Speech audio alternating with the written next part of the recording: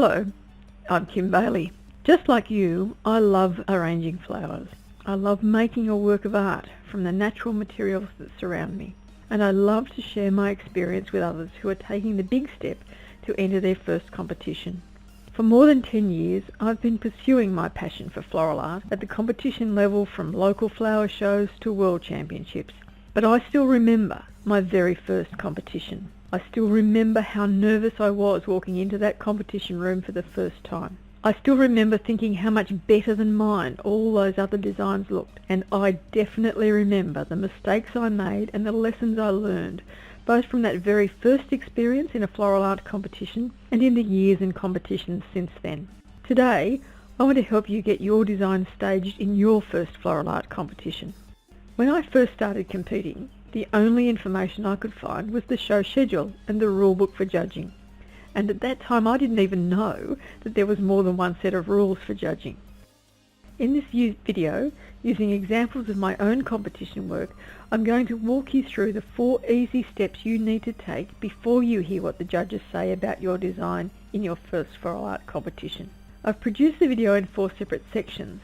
It means that you can watch and learn at your own pace. The 4 easy steps I cover are reading the show schedule, preparing your design, transporting your design, and staging your design. I want you to benefit from my floral art competition experience and avoid the pitfalls and disappointments of less savvy competitors.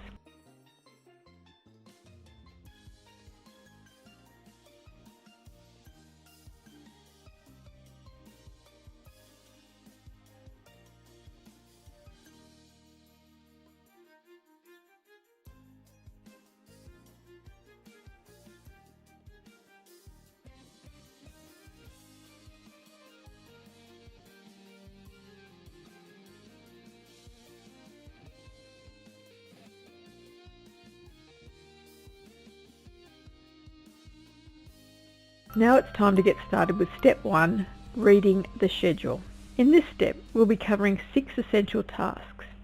They are getting a copy of the current schedule, getting copies of previous schedules, reading through the competition rules, knowing the judging criteria, selecting the classes you're going to enter, and submitting your entry nomination by the due date. A basic question first. What is a schedule? A schedule, which can be called either the show schedule or the competition schedule, is drawn up by the competition organisers. It sets out the details required by both judges and competitors. These details should include classes and titles, the staging items, eligibility, awards, restrictions, general rules, and general information. Exhibitors and judges are bound by the requirements stated in the schedule, so it forms the basis for the competition. Here is our first example with the class title Citrus, Glass and Grass. Apart from the class title, what other information should we look for in the show schedule?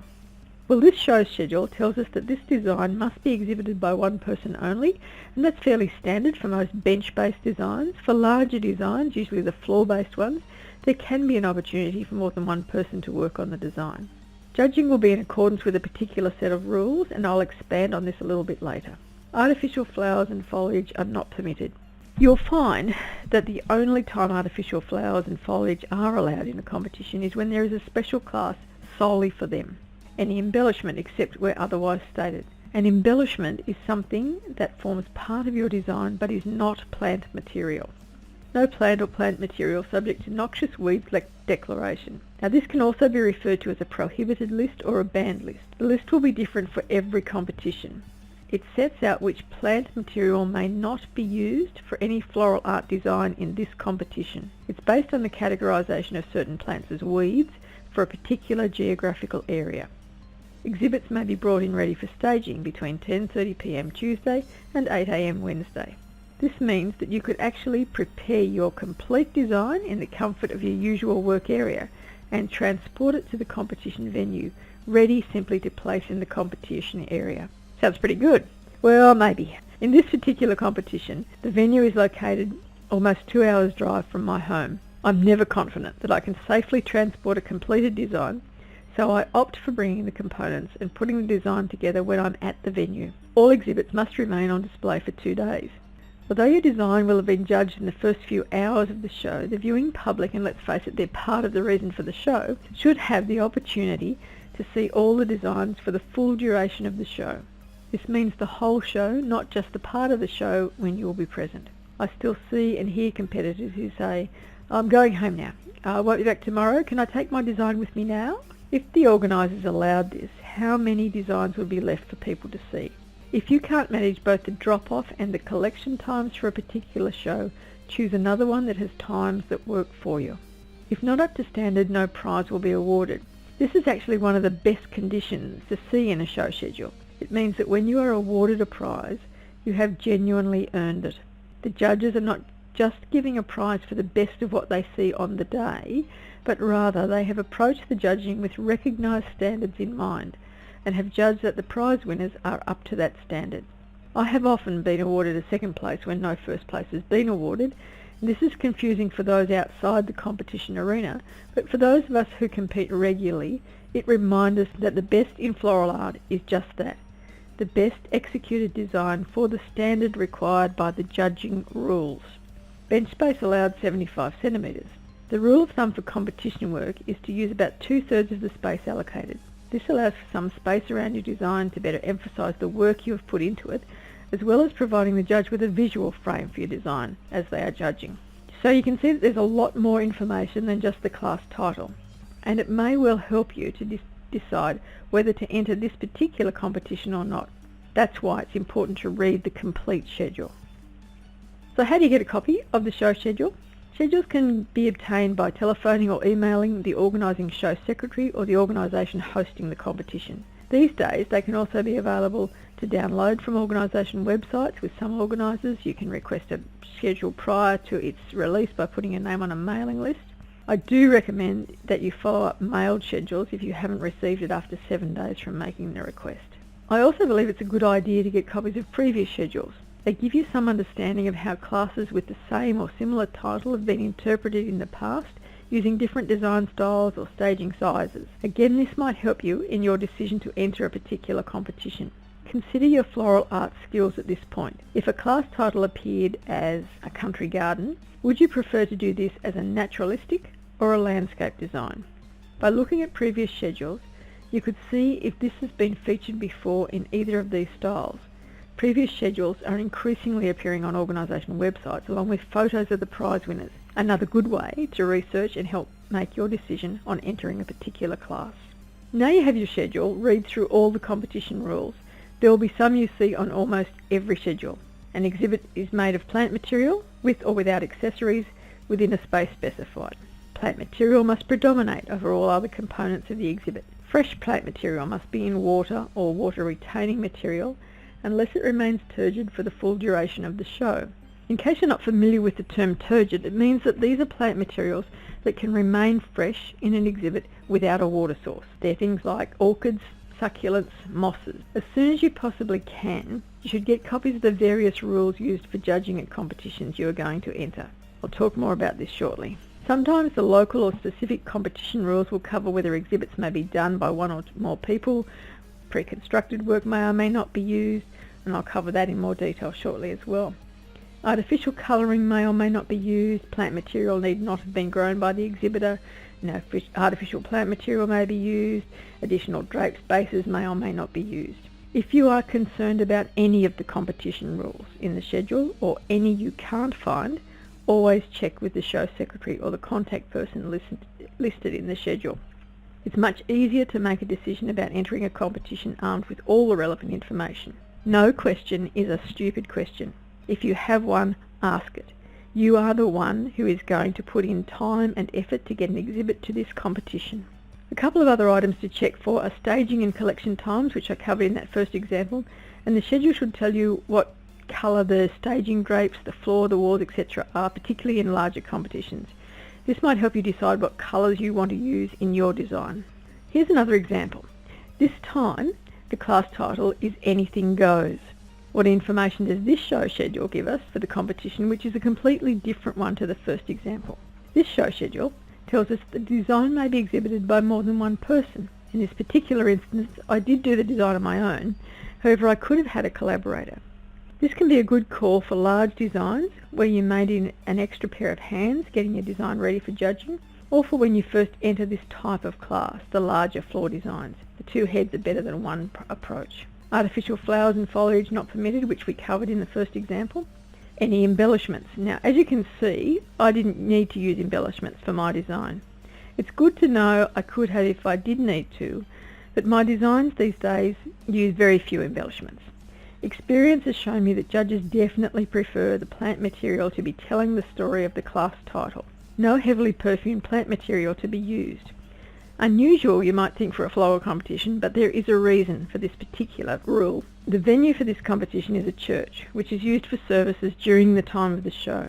Can you imagine what it would be like sitting in a church service surrounded by the overwhelming perfume of 65 large floral displays? Exhibits may be brought in ready for staging between 9 a.m. and 3 p.m. Friday, judging 7 p.m.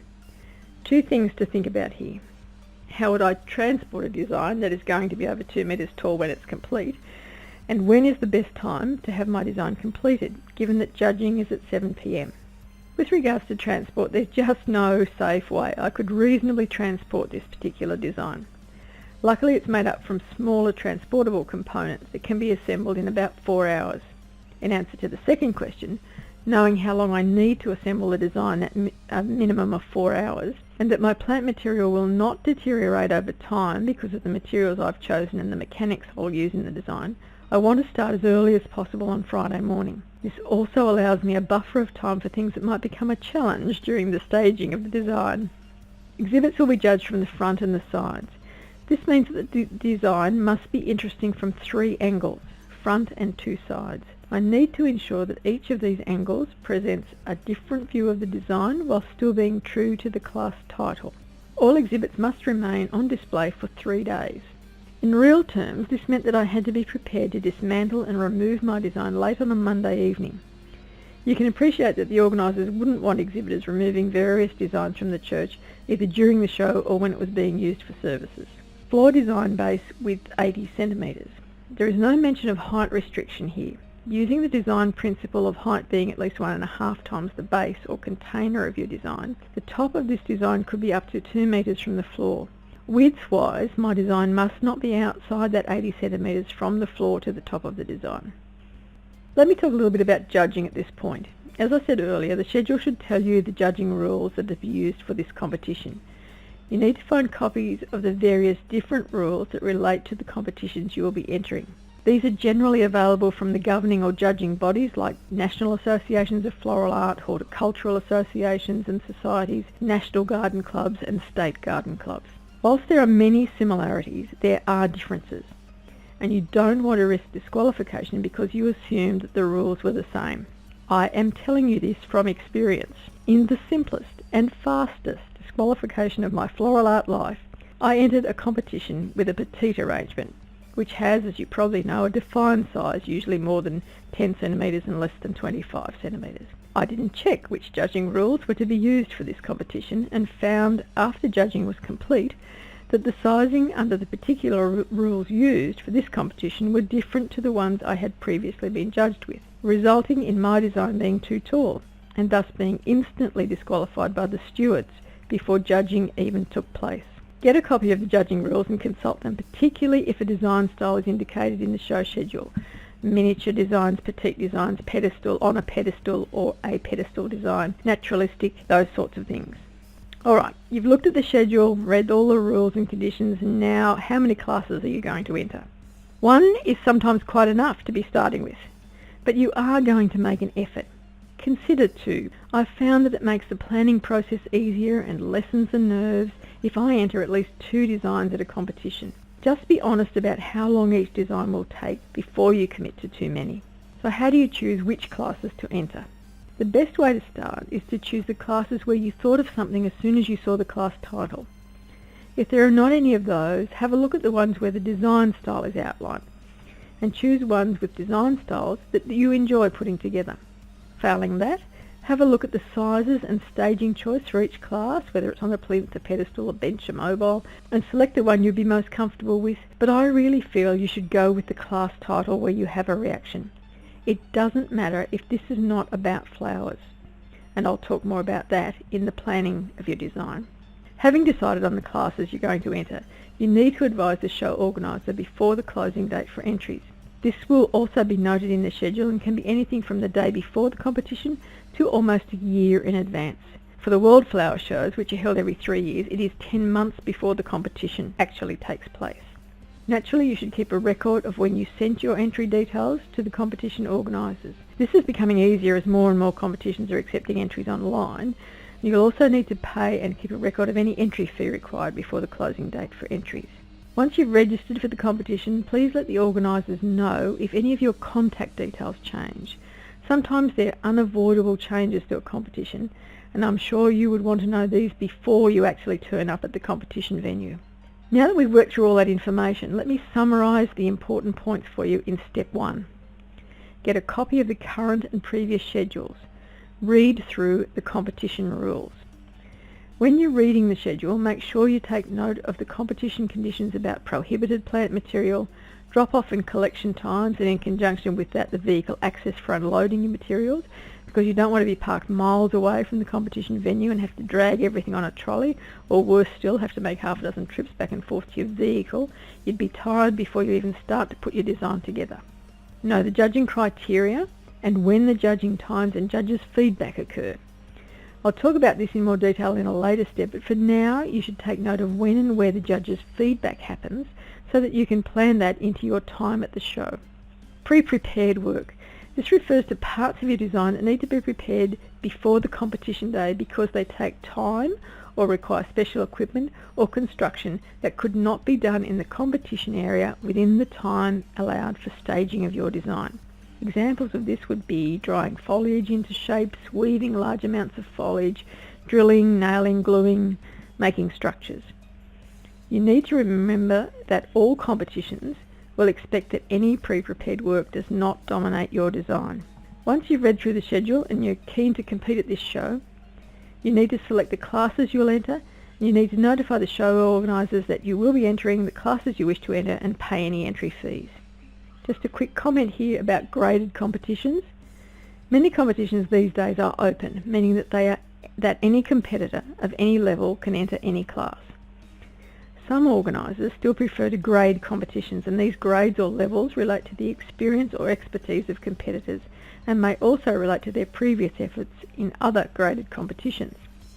You might then see classes designated for novice, which is for those who have not entered or won a prize at a particular competition, A, B and C grades, which are for various levels or standards of competitors after they have moved from the novice class. You can move up levels in these graded competitions by competing successfully and developing your skills.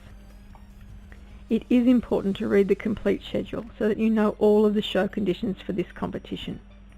If you have questions or feel that something is not covered, you should ask the organisers, particularly the person designated as the show secretary, before you decide to enter a competition.